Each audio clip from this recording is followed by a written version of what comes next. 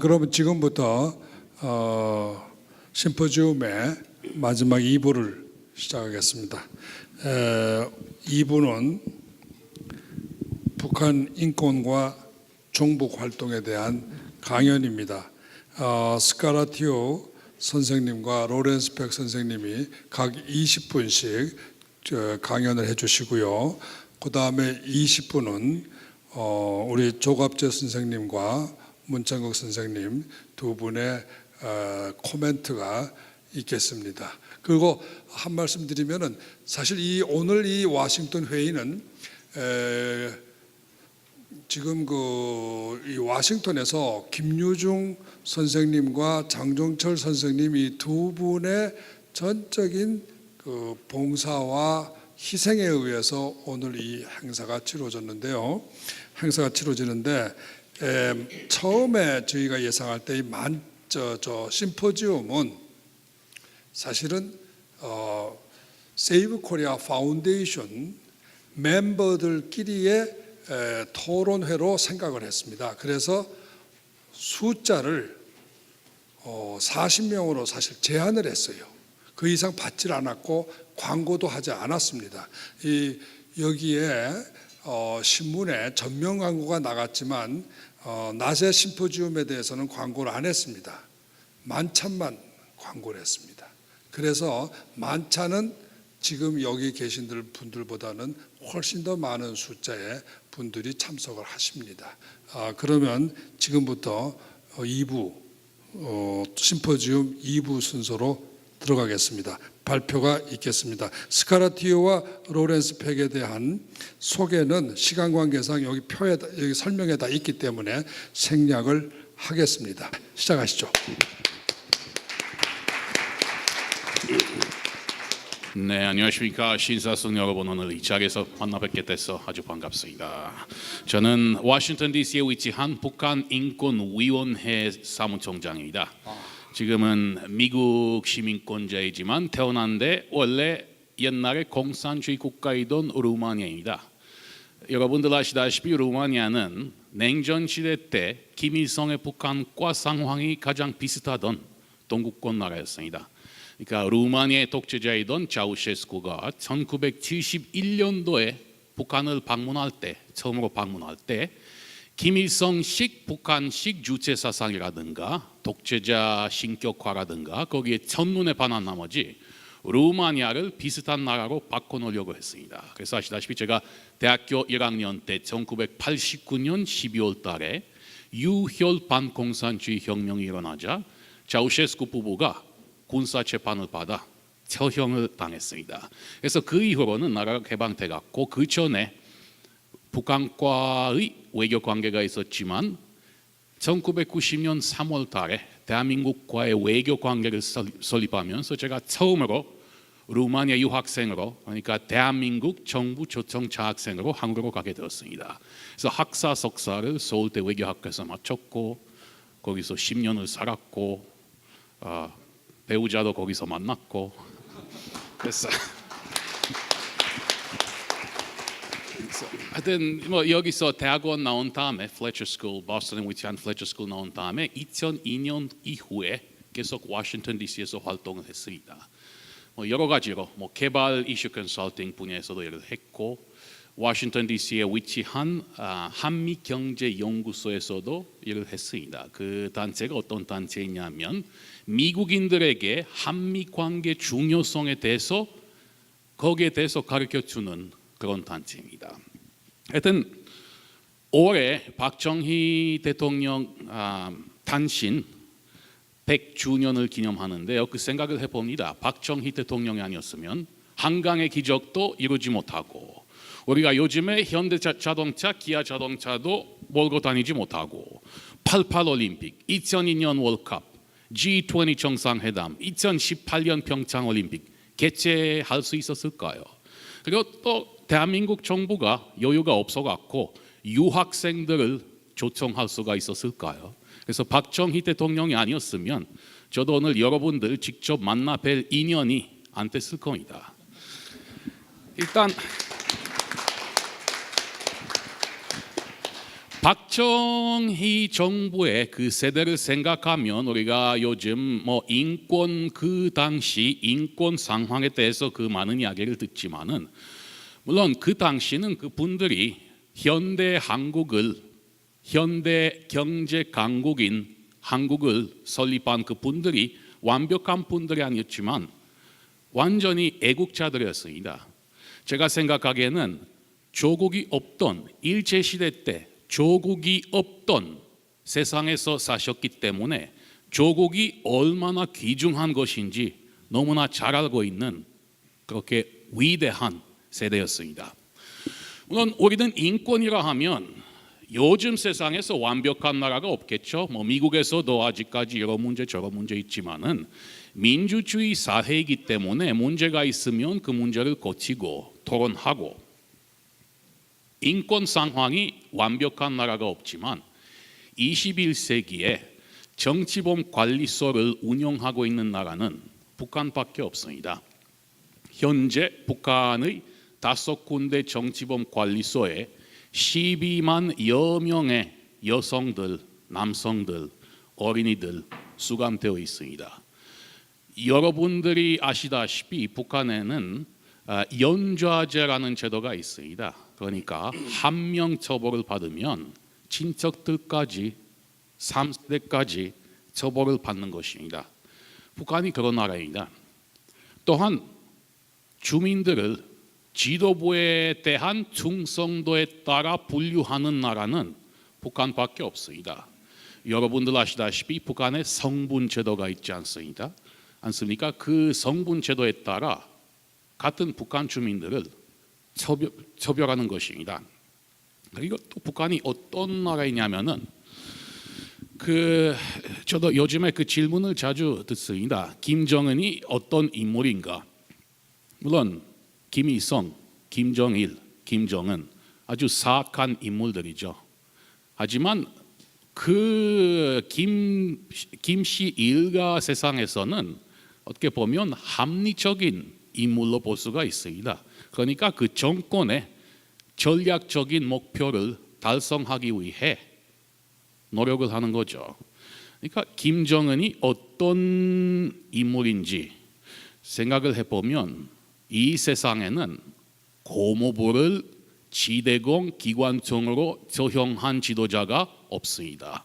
김정은밖에 없습니다. 또한 이 세상에는 이복형을 대량살상 무기로 암살한 지도자가 없습니다. 김정은밖에 없습니다. 그러니까 북한 김씨 일가의 입장에서 봤을 때는 기본적인 최후의 전략적인 목표는 생존입니다. 정권 유지, 정권 생존.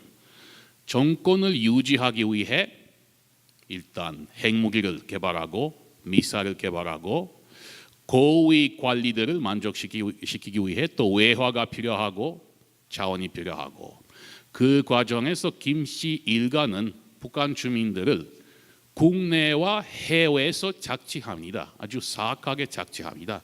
여러분들도 아시다시피 지금 약 최소한 6만여 명의 북한 주민들이 이식개국으로 파견되고 있습니다.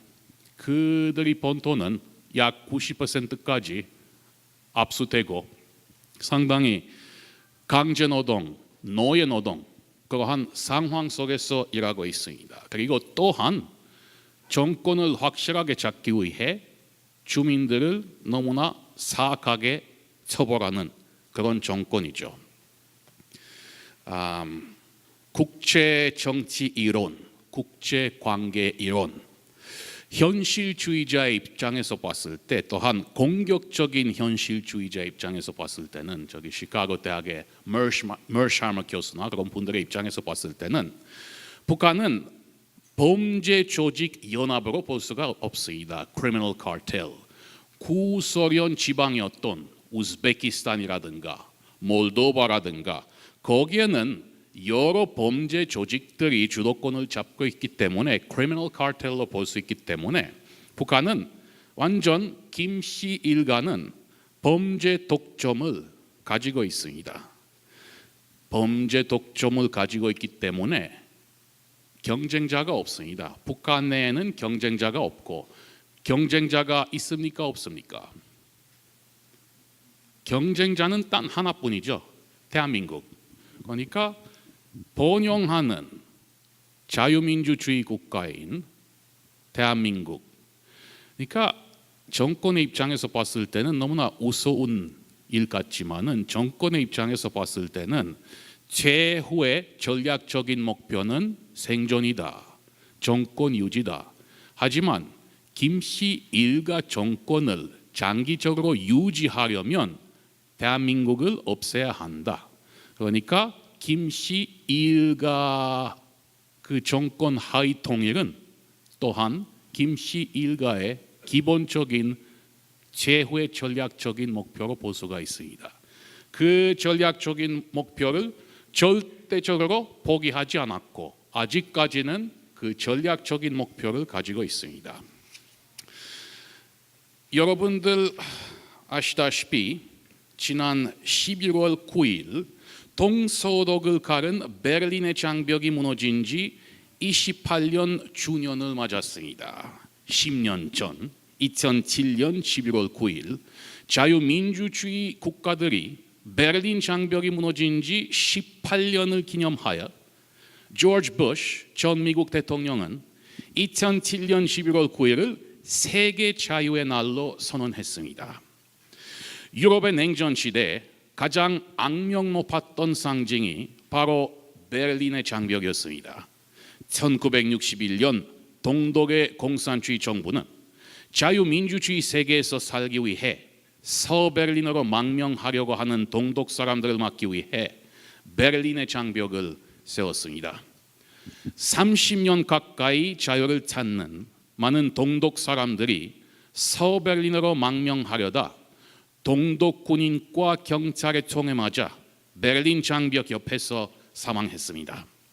그래서 베를린의 장벽은 동서독의 분단 또는 공산주의 독재 탄압과 자유민주주의 세계의 분단을 상징하곤 했던 것입니다. 소련이 와해될 무렵 1989년 11월 동서독 사람들은 망치를 들고 베를린의 장벽을 부셔버렸습니다. 그 역사적인 사건은 몇십 년 동안 인권을 탄압하던 동유럽 공산주의 독재 세계의 종말을 상징한 것이었습니다. 10년 전 조지 W. 부시 전 미국 대통령이 11월 9일을 세계 자유의 날로 선언할 때 베를린 장벽 붕괴 18주년을 기념하는 행사에서 남북한 사람들에게 뜻깊은 일이 있었습니다. 그 당시 51세이던 한국 미술가 이은숙 씨는 동서독 통일의 상징인 브란덴부르크 문 앞에 빛과 섬유를 이용한 작품 사라진 베를린 장벽을 설치했습니다. 이은숙 씨의 부모는 탈북자이며 그들의 가족은 이산 가족입니다. 세계 언론은 이은숙 씨의 작품에 큰 관심을 가졌으며 이 작품의 사진은 2007년 11월 9일 베를린 장벽 붕괴 기념 행사의 상징이 되었습니다.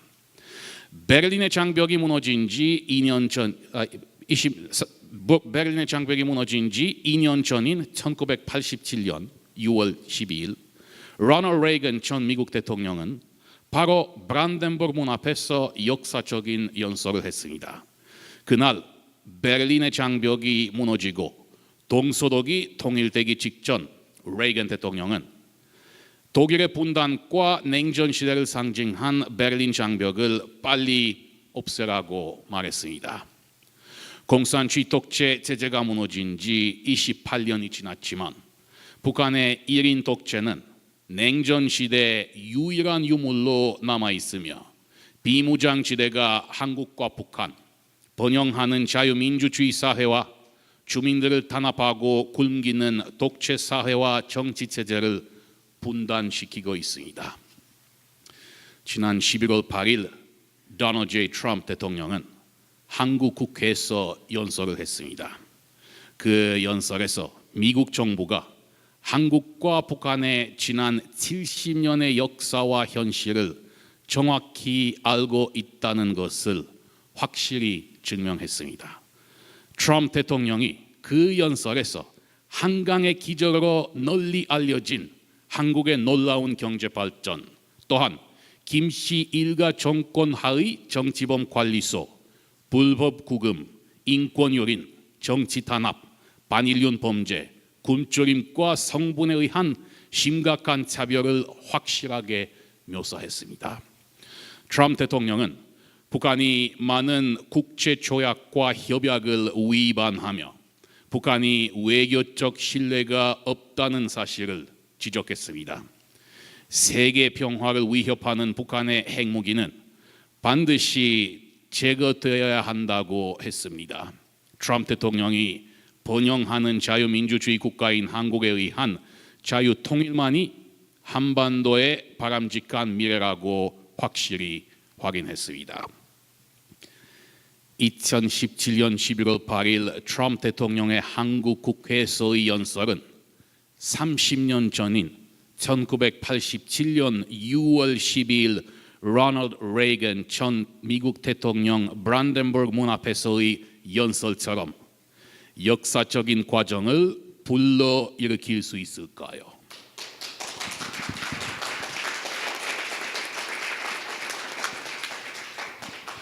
레이건 대통령 브란덴버그 문 연설이 베를린 장벽의 붕괴, 동서독 통일과 공산주의 독재 종말을 예고했는데 30년 후에 트럼프 대통령의 한국 국회 연설이 남북한의 통일을 예고할 수 있을까요?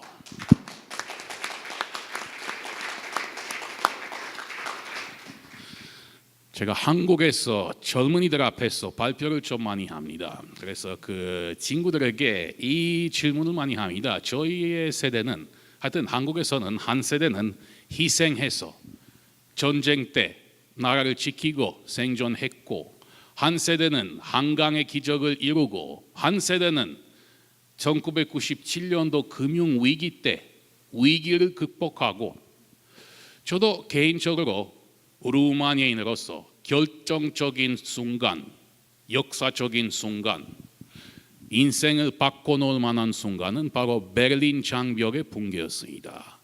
물론 한국인이 아니지만 그냥 10년을 살았기 때문에 한국인으로 보시면 감사를 드리겠습니다. 한국에서 살면서 그 결정적인 순간이, 역사적인 순간이 바로 97년 금융위기였습니다.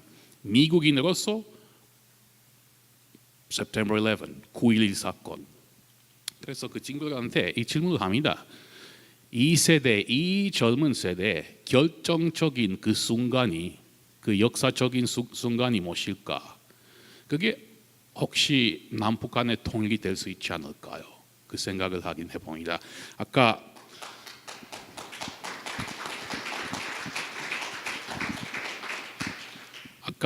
문창극 박사님이 아주 지혜로운 말씀을 많이 해주셨습니다. 아까 이기주의를 바탕으로 하는 잘못된 교육, 사회를 파괴하는 교육에 대해서 말씀을 하셨습니다마는 저도 여름에 한국에서 두 과목을 가르치는데요. 한국 외국어 대학에서 하나는 북한 인권, 하나는 북한 개발과 안보 이슈. 대다수의 학생들은 유학생들입니다. 한국 애들이 거의 없고요. 국제회의 할 때도 그렇고, 그래서 도대체 젊은이들이 왜 북한 인권 이슈에 대해서 관심이 그렇게 없는지 그 질문을 많이 들었습니다. 일단 교과서에서 그 내용이 안 나오기 때문에 젊은이들이 잘 모르죠. 우리도 제2차 대전 때 나치에 의한 홀로코스트, 유대인 대학살에 대해서 교과서를 통해서 배우지 않았습니까? 교과서를 통해서 배우지 못하면 심각한 북한 인권 유린에 대해서 알 수가 없습니다. 2014년 2월 UN 북한 인권조사위원회가 보고서를 발행했는데요. 그 보고서에 의하면 북한에서 자행되고 있는 심각한 인권 유린이 비인간적 반인륜 범죄에 해당된다고 결론을 내렸습니다. 두 번째 문제는 아까도 문창극 박사님이 그 말씀을 하셨습니다마는 젊은이들이 그 이기주의적인 그 정신을 가지고 꼭 성공하기 전에 꼭 대기업이나 정부 기관이나 그런 데만 가려고 그렇죠.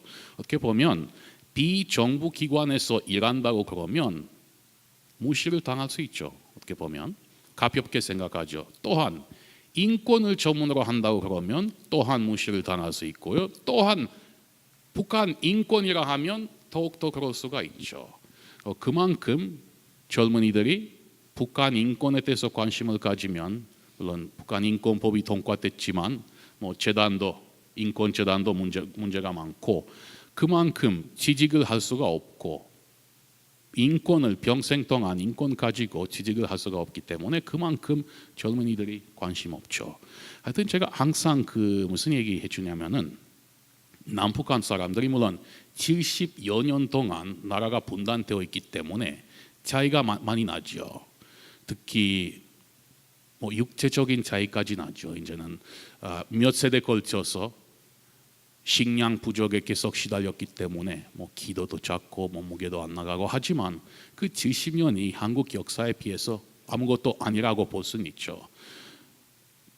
한국은 5,000년 역사에 가지고 있고 그리고 또한 남북한 사람들이 분단되기 전에 1,000년 동안 같은 문화, 같은 역사, 같은 언어를 나누면서 같은 정치 체제에서 살았습니다.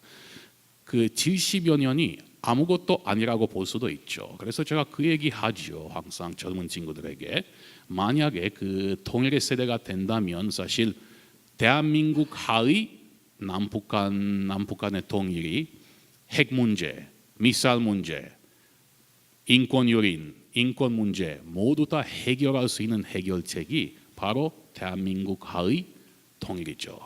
그렇게 된다면 그 한 세대나 두 세대는 희생을 해야 되겠죠.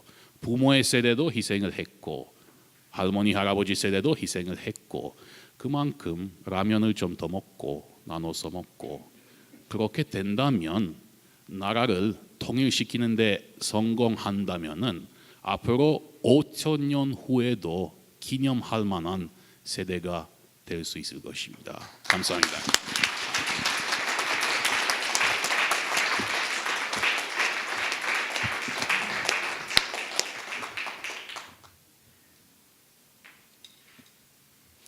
I'm going to speak to you today with a slideshow about something you may not know that exists, and that is the opposition to the human rights campaigns of people like Greg Scarlaccio and others, and the fact that there are pro-North Korean groups and activists and enablers in the USA who are campaigning against human rights and for policies in favor of the North Korean dictatorship. The anti-human rights and pro-North Korean lobbying objectives are to downplay, justify, deny, or distract from the horrific crimes of the North Korean regime, to demand a peace treaty, a so-called 평화협정 with the North, and to end all economic and human rights sanctions on the North, to demand an end to joint military exercises between the US and the ROK, the removal of the THAAD system, and the closure of the Jeju-do naval base.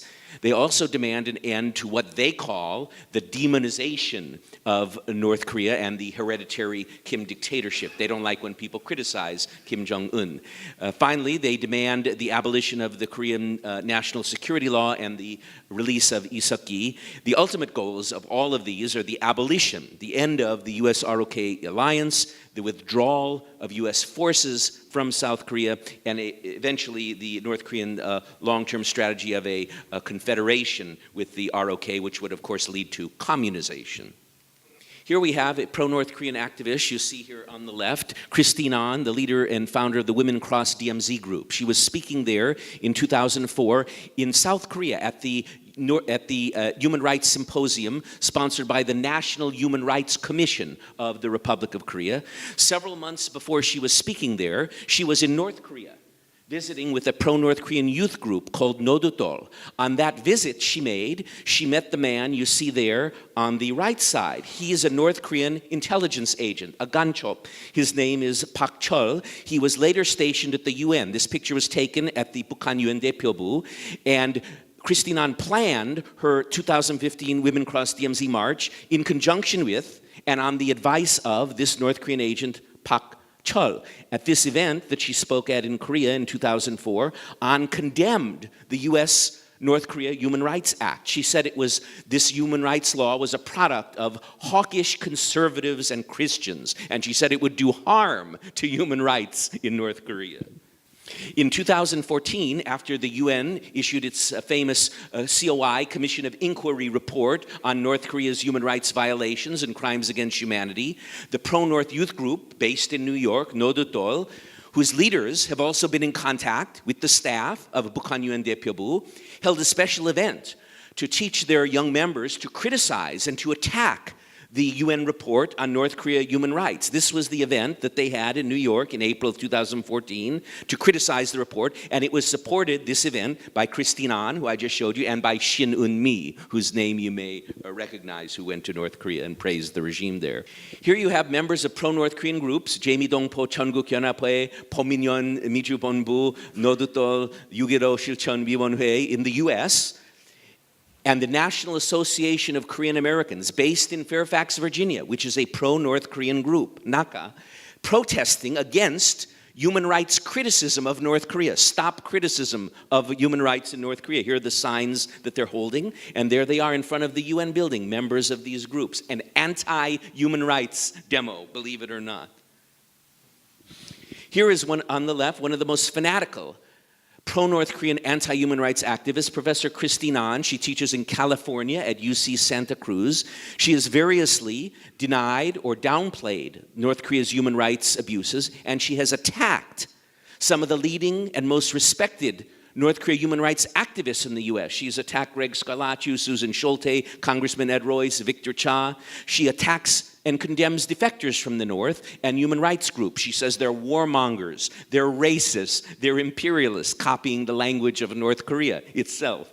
She even contacted the State Department, and she complained, why are you listing Bukhan Kwaliso in your report? How dare you? It's wrong. You shouldn't talk about Kwaliso in your North Korea human rights report. And there's an article she wrote attacking the human rights group. It was actually in a website from Japan. It was called the Asia Pacific Journal Japan Focus, and a lot of pro-North activists write for that website. Of course, not all the opponents of human rights in North Korea are Korean American. Some are non-Korean American. In LA, here's a picture of the leaders of the Communist Party, the Workers' World Party. They strongly deny that North Korea violates human rights. They praise North Korea's human rights record. In a recent interview, you see here, they had with Minjok Tongshin, the pro-North Korean group and website in U.S., of Rogil Nam, the pro-North fanatic. These two communists, John Parker on the left side and Scott Sheffer on the right of the Workers' World Party, praised North Korea. They said North Korea human rights record is perfect, it's wonderful. They said they wish that the U.S. was more like North Korea. And there on the right side, you see one of these communists, John Parker, with Rogil Nam, and Rogil Nam is giving him an award at a meeting in Los Angeles. Part of the solution to this problem, which I've identified, is we need to listen to and we need to support the work of leading North Korea human rights advocates like Greg Scarlaccio and like Susan Schulte, who wanted to be here today, but she can't because she's giving a lecture in another state. We need to support Scarlaccio and Mrs. Schulte, who sends her greetings to you because she couldn't be here today. This is turning to the question of lobbying of pro-North groups, lobbying in D.C.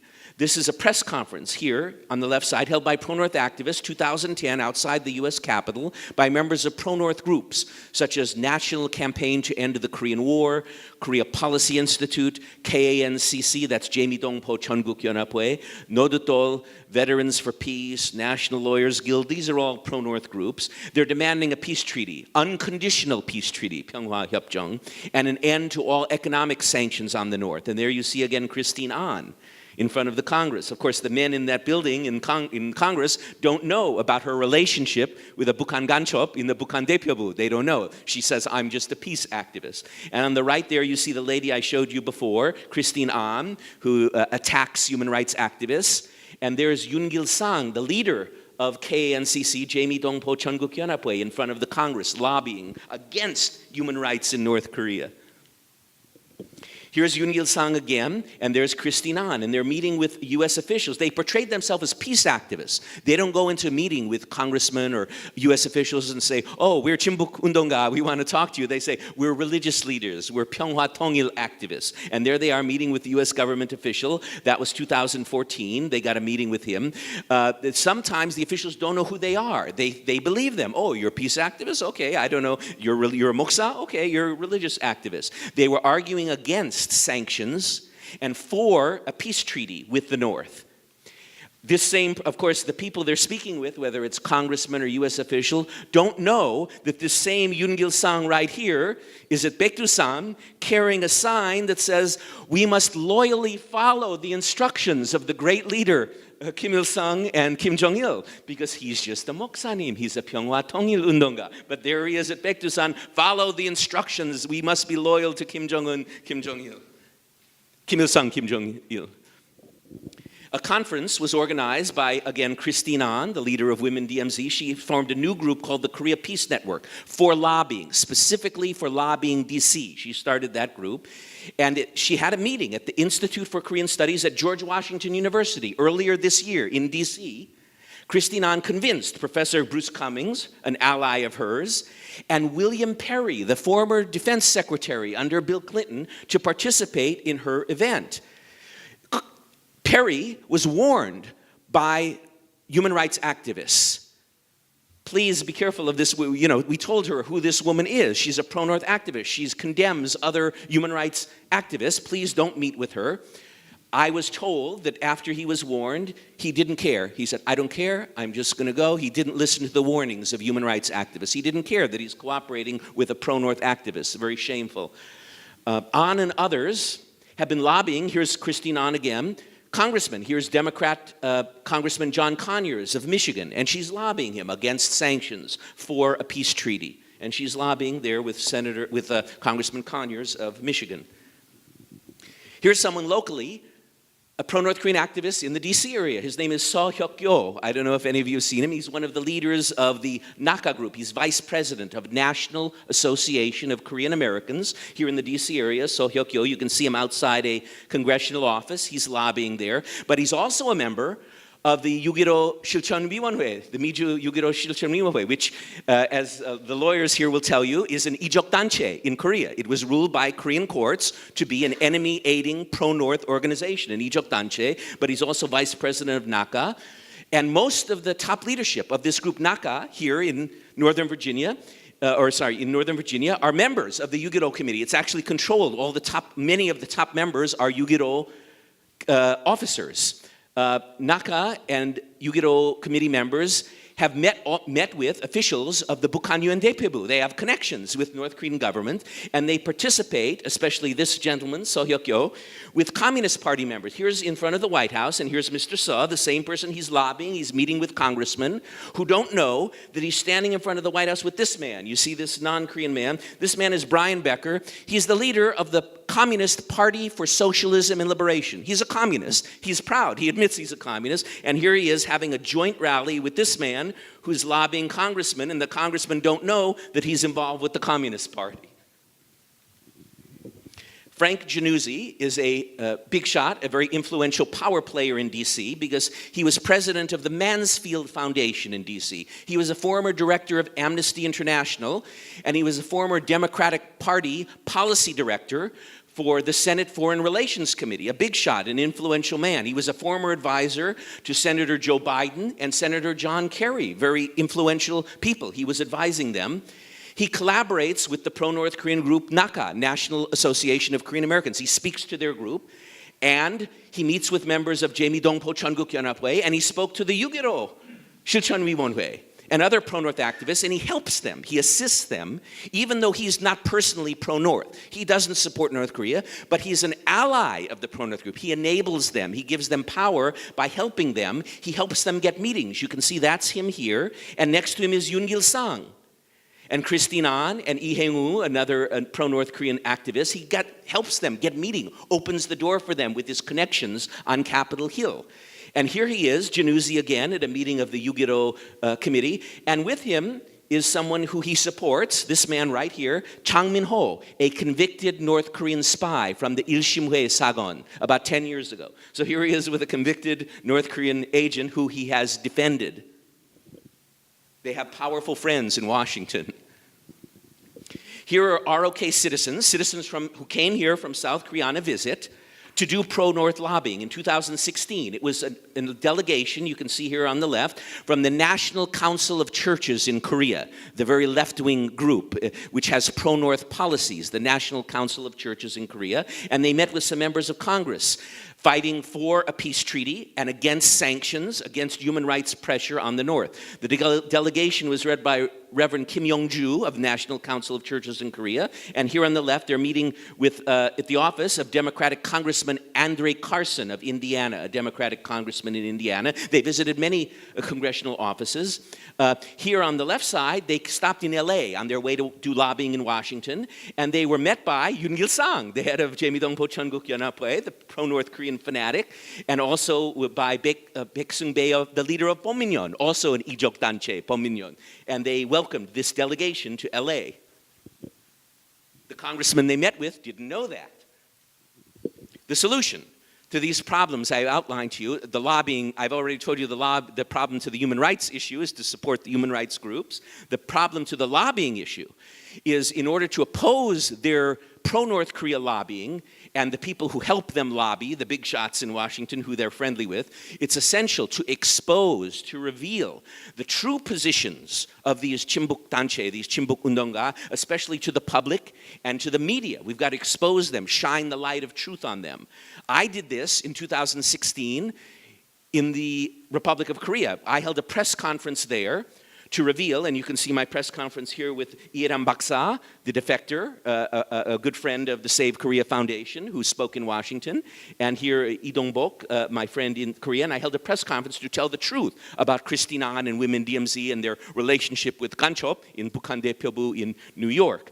Of course, here's you see a delegation from Women Cross DMZ in 2015. This is from Nodong Shimun, and they're at Mangyongdae, and they're paying respects to the dictator Kim Il-sung in Mangyongdae, just like a group of supporters from North Korea from any other communist country would go to Mangyongdae.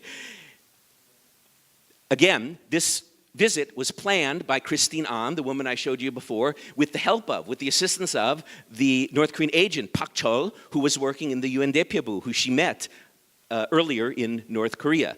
So I helped expose this visit, and I helped expose the visit of the National Council of Churches by telling congressmen, be careful of this group, it's a Chimbuk group. So the solution is, once again, to expose and reveal the truth about these groups. That is the conclusion of my presentation. I'm sorry for speaking so quickly, but I had a lot of information to give you. Thank you very much. Thank you.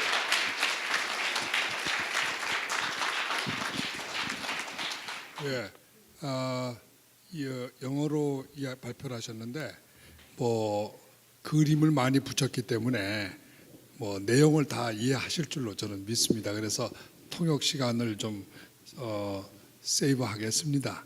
다 내용을 아실 거로 보고, 다만 제가 지금부터는 약 20여 분에 걸쳐서 우선 여기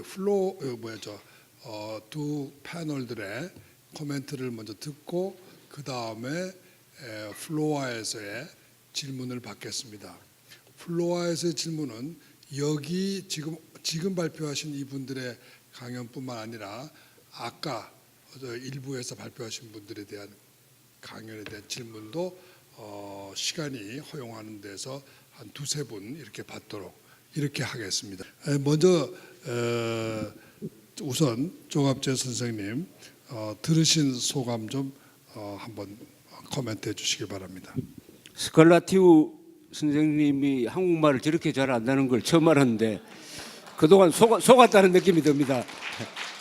괜히 영어로 이야기를 해가지고 불편하게 만든 거 아니냐 하는 생각이 듭니다.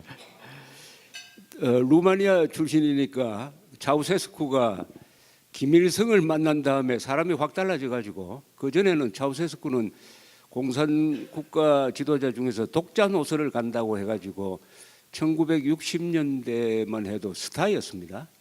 서방 세계에서도 상당히 좋아하고 그러다가 70대 초에 김일성이 만나고 와서 그 김일성이가 절대적인 주민들의 숭배를 받는다고 생각하고 그것을 카피를 하다가 루마니아를 망쳐버렸습니다. 그러다가 결국은 다른 나라는 다 무혈로 넘어가는데 루마니아만이 결국 두 부부가 헬리콥터 타고 도망가다가 잡혀가지고 적결 처분당하는 걸로 해가지고 끝났는데 김일성이가 그 장면을 보여주었다고 합니다. 당 간부들한테. 우리도 정신 차리지 않으면은 저런 꼴 난다고 했다고 합니다. 우리 스칼라티우 선생님은 이 세계사적 관점에서 특히 11월 9일 1989년 11월 9일 베를린 장벽 무너진 것이 결국 한국에도 갑작스럽게 올 수 있지 않겠느냐 하는 아주 희망적인 말씀을 하셨는데 저도 그렇게 생각을 합니다. 그때 베를린 장벽 무너질 때 그 젊은이들이 부른 노래가 있습니다. 그 앞에 있었던 서울 올림픽의 주제가 손에 손잡고 영어로는 Breaking Down the Wall이었습니다. 서울 올림픽이 동구 공산권의 변화에 상당한 영향을 미쳤습니다. 그에 대해서 진지한 연구가 없는 게 좀 안타깝습니다. 베를린 장벽이 무너진 것은 사실은 그 동독 정권의 그 스포크스맨이 국민들한테 이게 기자회견을 할 때 보고를 할 때 잘못 보고를 했습니다. 지금 당장 가도 베를린 장벽을 통과할 수 있다는 식으로 이야기를 했는데 사실은 당의 결정은 그것이 아니었습니다. 오보에 의해서 무너졌습니다. 이 세계 역사는 우연에 의해서 바뀔 수 있다는 것이 바로 베를린 장벽 붕괴된 겁니다. 그런 우연스러운 뭔가가 일어났을 때 저는 북한 정권이 무너지면은 와르르 무너지지 않을까 하는 생각이 듭니다. 제 예감이 와르르 베를린 장벽처럼 차우세스쿠의 루마니아 정권처럼 와르르 무너지지 않을까. 혹은 1948년 아닙니다. 1945년 8월 14일 대한민국을 한번 생각해 보십시오. 대한민국 없었지만은 그때도 친일 경찰은 독립투사들 열심히 사냥하고 있었을 겁니다. 그러다가 천황이 항복방송하고 바로 8월 16일부터는 그자들이 도망가는 신세가 되었습니다.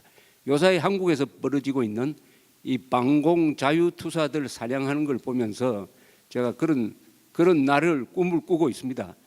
한국의 변화는 국제 정세의 거대한 변화 속에서 동시에 연동되어서 일어날 가능성이 많다고 생각을 합니다. 저는 김정은의 말로가 멀지 않았다고 믿습니다. 오늘 김정은이보다 훨씬 더 오랫동안 김정은이하고 김정일하고 합쳐놓은 것보다 더 오래 독재를 한 무가베가 지금 쿠데타가 일어나가지고 가택연금이 돼 있습니다. 아마 그 쿠데타가 성공할 거로 봅니다. 94살입니다. 세계에서 가장 오래된 독재자인데 저 친구가 저렇게 날아갈 줄은 김정은이가 날아갈 줄 모르듯이 몰랐던 겁니다. 죽을 때까지 해먹을 줄 알았어요. 그러나 부통령과 관련된 무슨 알력이라든지 뭐 이런 게 있으니까 부패 청산을 기치로 내걸고 군대가 일어나니까 간단하게 가택연금이 되고 뭐 데모대가 뭐 나오는 그런 것도 없습니다. 군대가 탱크를 몰고 딱 나와버리니까. 무가베 또한 김일성 때문에 그 좋은 로데시아라는 나라가 좋은 나라 아니었습니까? 저 영국 식민지 때 그 짐바브웨를 망친 게 무가베가 김일성을 만나고 와서 또 사람이 확 돌아버렸습니다. 그래가지고 김일성 따라한다고 그 주체 사상을 번역을 해가지고 부하들한테 공부를 하도록 하고 그 다음에 북한이 보낸 제5여단이란 걸 제5여단 맞죠? The Fifth Column. 제5여단을 동원해가지고 막 학살도 하고 지금까지도 북한하고 제일 친했던 게 무가베였습니다. 무가베가 날아간다는 것은 이 간접적으로 김정은에 대한 타격입니다. 김정은에 대한 타격. 이런 일이 그러니까 김일성하고 만나서 사람이 달라져서 나라를 망친 게 한두 사람이 아니죠. 대한민국도 김일성, 김정일 만나고만 오면 사람이 달라지는 경우가 많습니다. 그리고 말로가 좋은 경우는 별로 없어요. 왜냐? 악마입니다. 악마. 제가 악마란 말은 잘 안 씁니다만은 악마란 말이 단어가 있다면은 그건 김일성, 김정일을 위해서 존재하는 단어 아니겠습니까? 아까 레이건 대통령이 브란덴부르크 문 앞에서 고르바초프 서기장 저 베를린 장벽 문을 열으라고 연설한 그 2년 뒤에 그때는 뭐 부시 대통령 때 무너졌지만은 사실은 레이건 대통령 덕분에 냉전이 자유진영의 승리로 끝났다는 막 그런 이야기를 하는데 그 레이건 대통령이 이길 수 있었던 이유 중에 하나를 치는 게 1983년인가 그 복음 기독교 회의에서 한 연설 이블 엠파이어라는 연설이라고 합니다. 이블 소련을 향해서 역사의 쓰레기통에 이미 들어간 그런 낡은 이념을 가지고 뭐 어쩌고저쩌고 하면서 이블 엠파이어라고 했습니다. 이블 엠파이어. 악의 제국이다. 원래 연설문을 쓰는 사람들이 검토를 하면서 이건 너무 심하다 해가지고 그걸 지워버렸어요. 레이건 대통령이 그걸 집어넣었습니다. 이블 엠파이어다. 이블 엠파이어 때문에 소련 제국이 무너졌다는 이야기도 있습니다. 아까 그 트럼프 대통령이 한국 국회에서 한 연설 때문에 북한 정권이 무너질지 모르겠다고 한 그 말이 나는 맞다고 봅니다. 그렇게 될 가능성이 많아요. 세계에서 가장 강력한 대통령이 지금 트럼프 대통령이 하고 있는 것은 세계를 문명 국가를 다 모아가지고 일종의 문명 국가 연대를 만들어서 야만적인 북한 정권을 처리하겠다고 하는 거 아닙니까? 이게 미북 대결이 아니잖아요. 북한과 세계의 대결 구도로 바뀐 거 아닙니까? 이게 트럼프 대통령이 들어와서 가장 확실하게 달라진 거니까 여기서 큰 변화가 일어나는데 큰 변화는 김정은의 제거, 암살, 쿠데타 이런 것일 가능성이 많고 그것과 동시에 일본이 항복했을 때 일제가 처한 그 자리에 바로 우리 로렌스 팩 선생이 말한 종북 세력이 앉아 있는 거죠. 말하자면은 천황이 항복했을 때 같이 한국의 친일파들이 도망자가 되었듯이 김정은의 운명이 끝날 때 지금 대한민국 안에 있는 이 종북 좌파 세력도 말로가를 맞게 될 것이다. 또 그런 식으로 우리가 희망을 갖고 지금 미국에 오면은 한국에 있을 때보다 더 화가 난 분들이 많고 걱정하는 분들이 많고 그래요. 그러나 크게 보면은 두 분 말씀하셨던 대로 천하대세는 북한 정권과 남한의 종북 세력은 세계사의 줄을 잘못 쓴 세력입니다. 줄을 잘못 쓴 이 줄로 가면은 멸망으로 가는 길밖에 없어요. 이거 오래 갈 수는 없습니다. 다만 시간이 빨리 왔으면 좋겠는데 무가베가 당하는 거 보면 빨리 올 수도 있는 거 아니겠습니까? 우리는 역사의 줄을 잘 쓴 사람인데 다만 이때 희망을 놓으면 안 돼요. 희망. 이때는 역사의 흐름으로 봐서도 우리가 줄을 제대로 섰으니까 참고 기다리며 노력하면 되는데 지금은 어떤 시점이냐?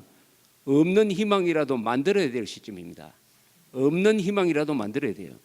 우리는 낙관적으로 이야기해야 됩니다. 즉 김정은과 종북 최후의 날이 오고 있다 하는 것을 확인시켜 준 것이 바로 두 분의 아주 전문적인 강연이었다고 해서 더욱 든든합니다. 감사합니다.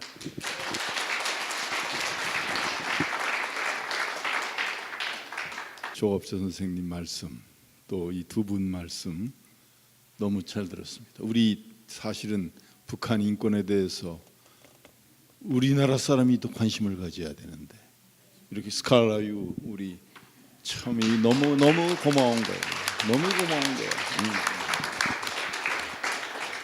1953년 휴전 협정을 한 며칠 뒤 이승만 대통령이 휴전 협정, 정전 협정에 따른 대통령 담화문이라는 걸 발표했습니다. 거기 보면은 우리가 이룰 것을 못 이뤘다. 북한에 계시는 우리 동포들의 자유를 우리가 찾아주지 못했다. 그게 가슴이 아프다. 북한 동포 여러분께서는 조금만 더 기다려 달라. 우리가 당신들을 해방시켜 드리겠다. 그게 정전협정 후 며칠 뒤에 이승만 대통령의 담화문이었습니다. 언제부터인가 우리나라는 북한을 해방시킨다는 말이 없어졌습니다. 진짜 없어졌습니다. 그리고 평화, 한반도 평화 얘기만 나왔습니다. 거기부터 사실은 일이 꼬이게 된 겁니다.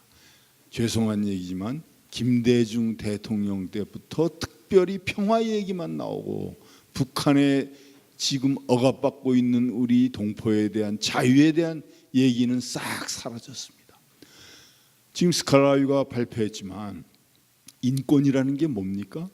인권의 핵심은 뭡니까? 개인의 자유와 존엄입니다.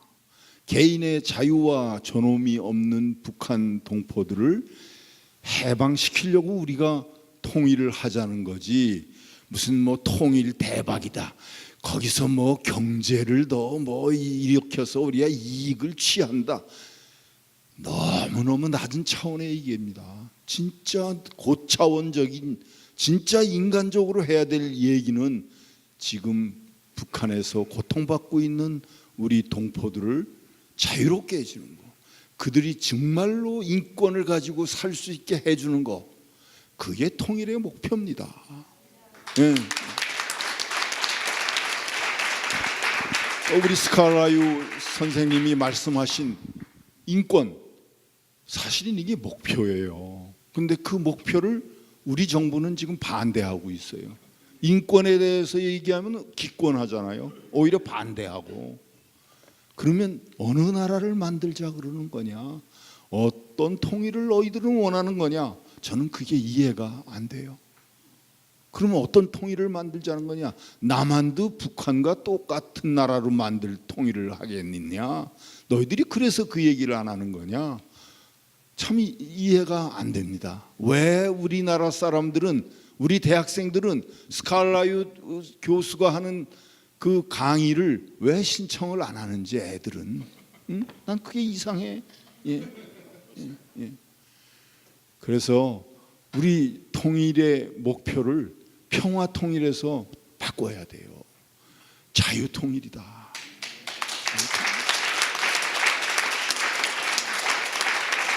인권 통일이다. 인권 통일이다.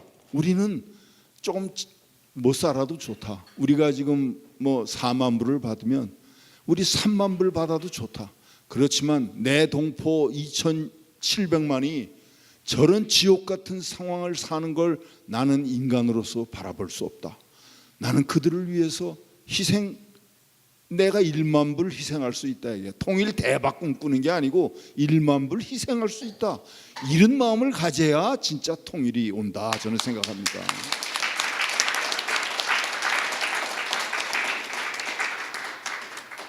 우리 지금 로렌스 팩 교수님이 제가 LA에서도 말씀드렸어요. 지금 미국에서 활동하는 종북 사람들, 종북 분자들을 취재하시고, 그것도 다 누가 해야 할 일입니까? 우리가 해야 할 일이에요. 여기 계신 분들이 해야 할 일이야. 근데 여기 계신 분들은 안 하고 이것도 또 미국 분이 하시는 거야.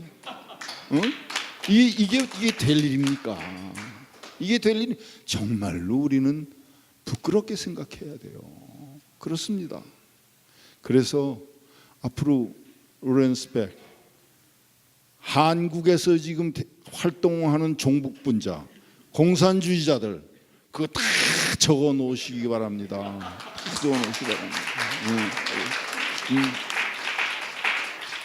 저는 지난 가을에 종교개혁 500주년을 맞아가지고 그걸 기념 행사 참석차 서독 독일을 방문했습니다. 근데 그것뿐 아니고 독일 통일 과정 이런 걸 좀 제가 보고 싶어서 가서 여러 분을 만났습니다.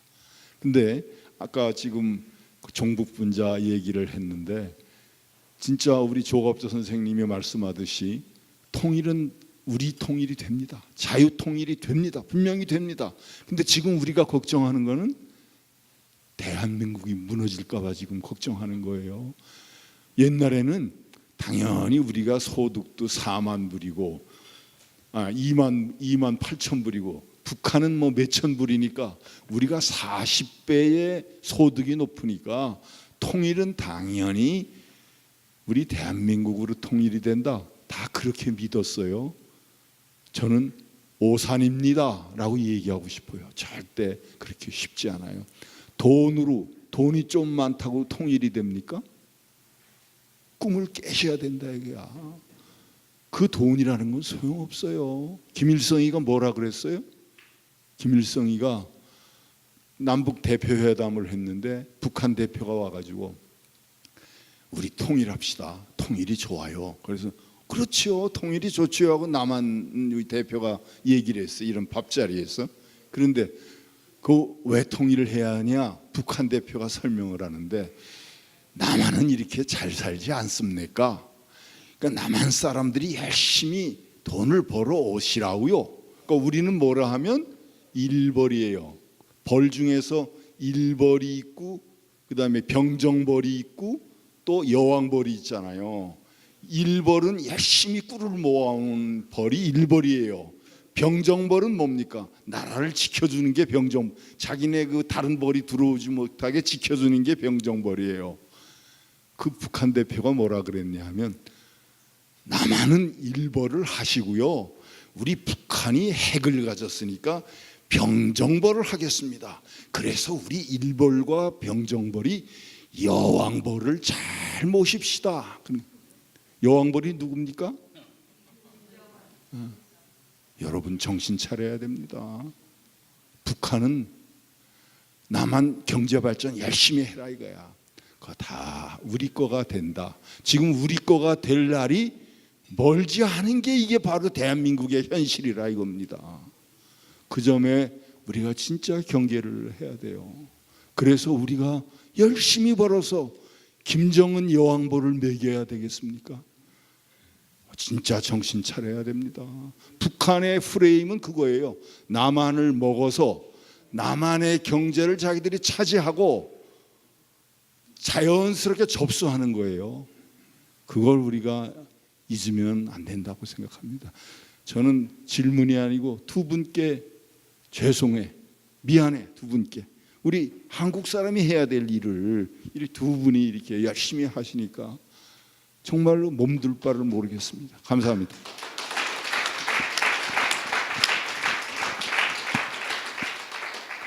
그러면 지금부터 질문을 몇 분 받도록 하겠습니다.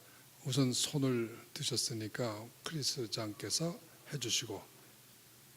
This is kind of question, but I want to just ask some very practical question to Dr. Pak. And I believe it's fair to say that we can say the North Korea is so-called axis of evil. But in that point, when we getting down to the ground, in reality, and sometimes we are very, very risky to be sued by some defamation and libels. And especially I am in broadcasting field, and sometimes I'm very worried. And do you have any advice to help avoiding that defamation and libel? In the United States, here, I never have any problem whatsoever with any kind of defamation or legal action, simply because under US law, if we say something that's true, we are completely protected from those kinds of suits. And what I say, to the best of my knowledge, is true, just like what you say and these other gentlemen say is true. The problem comes in Korea, because Korea has a very different law of 명예훼손. And under Korean law, as I understand it, someone can correct me, one of the lawyers, if I'm wrong, the truth of a statement is not an absolute defense. So even if what you're saying is true, it could still be considered as defamation. And some pro-North activists in the US, especially over the past year, have been waging in Korean courts what we sometimes call lawfare, warfare.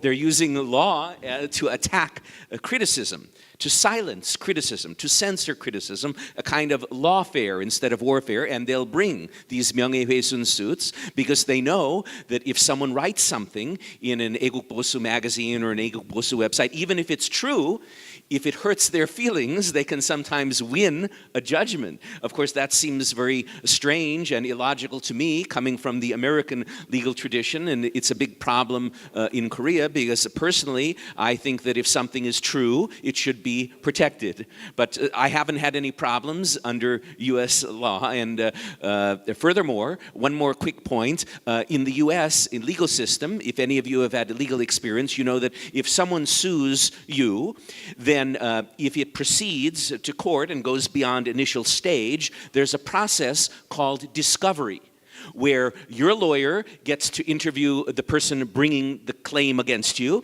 and his lawyer gets to interview you and ask many questions. And the pro-North groups and activists, because they fear and they hate being exposed and being revealed, I think are very fearful and worried about that kind of discovery process where all of the facts will come out. Therefore, in the US, so far, they have not tried to use this lawfare against me or others.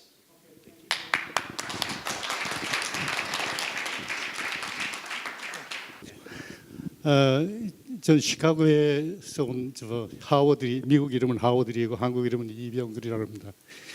73년도에 도미해가지고 이때까지 시카고에 한 곳에 살고 있는데요.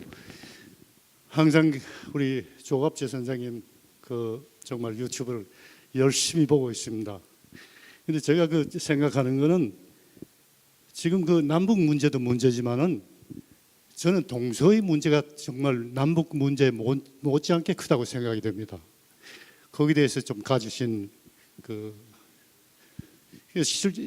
심지어는 전라도 인민공화국이다 뭐 이런 얘기까지 나오지 않습니까? 거기에 대해서 좀 얘기를 해주셨으면 좋겠습니다.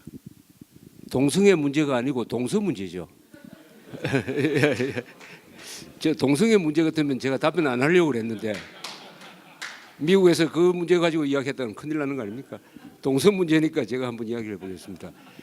그것도 상당히 좀 예민한 문제지만 저는 별로 예민하게 생각하지 않습니다. 이 정도의 지역 갈등이 없는 나라 있습니까? 아마 예외적인 게 일본이 아닌가 생각됩니다. 벨기에 가면은 반반으로 나뉘어 가지고 정부도 구성 못하고 말도 다르고 이런데 우리나라 잘 아시겠지만은 정치적 우파 정당은 호남 지방에서 출발했습니다. 한민당 세력, 흔히 지주 세력이라고 하지만 저는 그렇게 보지 않습니다. 또 6.25 때 가장 공산군으로부터 피해가 많은 지역이 호남입니다. 통계에 의하면 약 6만 명의 피살자 중에서 약 4만 명이 호남에서 피살됐습니다. 우익 피살자 중에서요.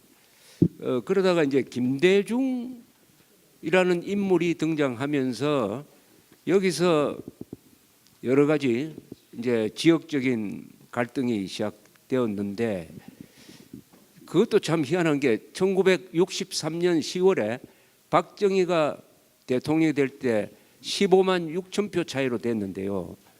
그리고 호남표 덕분에 됐다고 해도 과언이 아닙니다. 호남 전남 지역에서 거의 한 70% 지지를 받았습니다. 그때는 물론 도시 대 농촌의 대결이었습니다. 그러다가 1971년 4월의 대통령 선거, 박정희 그리고 김대중 선거가 우리나라 정치사에서 처음으로 지역 감정이 격돌하는 그런 선거였습니다. 그때 서로 몰표를 주었는데 제 기억으로는 박정희를 찍은 경상도 몰표가 비율이 한 80%였습니다. 전라도 몰표보다 더 심했어요. 그 뒤부터 이제 이게 지역이 이슈가 됐는데 저는 그것이 문제가 아니고 여기에 이제 이 좌파적, 우파적 좌우 대결이 그 위에 얹혀져 버렸습니다. 얹혀졌어요. 좌우 대결이 이 호남대 비호남 또는 호남대 경상도 구도와 이렇게 중첩됨으로써 지금 여러분들이 보는 현상이 지금 일어났습니다. 그러나 저는 지역 문제는 공개적으로 거론을 안 하는 것이, 신중하게 하는 것이 우리나라를 통합하는데 또 우리의 문제인 김정은과 그 추종 세력을 타도하는데 슬기로운 것이라고 생각을 합니다. 슬기로운 것이요. 제가 옆에서 보면은 호남 우파가 제일 강합니다. 호남 우파는 소수니까 강한 겁니다.